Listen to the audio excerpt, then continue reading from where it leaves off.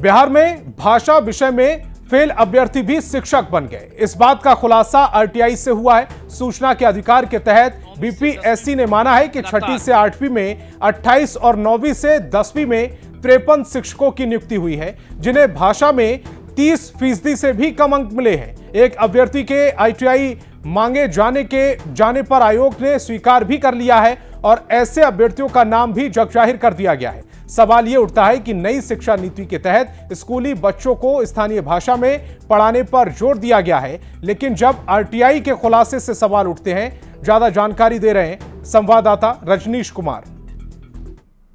6ठी से 8वीं में 28 और 9वीं से 10वीं में कुल 53 टीचर्स की नियुक्ति हुई है, जिन्हें भाषा में 30% से भी कम अंक मिले हैं। यानी प्राइमरी से +2 तक जो शिक्षक हैं, जिनकी नियुक्ति बिहार लोक सेवा आयोग द्वारा हुई है, अब तक 2 चरणों में अगर नियुक्ति की बात करें तो ऐसे शिक्षक जो हैं शामिल हैं जो भाषा में फेल कर गए हैं। अब टीआरई 3 की बारी है, जिसका रिजल्ट का इंतजार है और लगातार जो आरटीआई है उसके जरिए जवाब भी मांगे जा रहे हैं।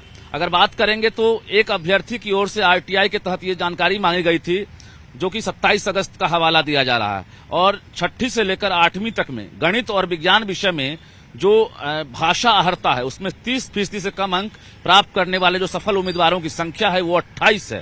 यानी ये आप देख रहे हैं ये मध्य विद्यालय के लिए है, लेकिन माध्यमिक में भी वही हाल है, और जिसमें विज्ञान विषय कुल 34 सफल उम्मीदवारों को भाषा अर्हता में 30% से कम अंक मिले हैं। आयोग ने ऐसे अभ्यर्थियों के नाम और रोल नंबर के साथ जो है आरटीआई में जवाब तो दे दिया है, लेकिन सवाल उठने लगा है कि जो नई शिक्षा नीति के तहत जो कानून बनाए गए हैं, जो गाइडलाइंस जारी किए गए हैं, उसके तहत जो शिक्षक अभी बहाल हुए हैं वो बच्चों को क्या शिक्षा देंगे, क्योंकि टीआरई 1 और 2 में कई स्तर पर पहले से गड़बड़ी का जो है आरोप लगा है। अब टीआरई 3 की बारी है। हालांकि आयोग का दावा है कि गड़बड़ी नहीं होगी, लेकिन गलत डॉक्यूमेंट्स के आधार पर जो शिक्षक बहाल हुए हैं उन पर लगातार सवाल उठ रहा है और आरटीआई भी इस बात की तस्दीक कर रहा है। कैमरामैन अमित के साथ रजनीश कुमार, न्यूज़ 18 पटना।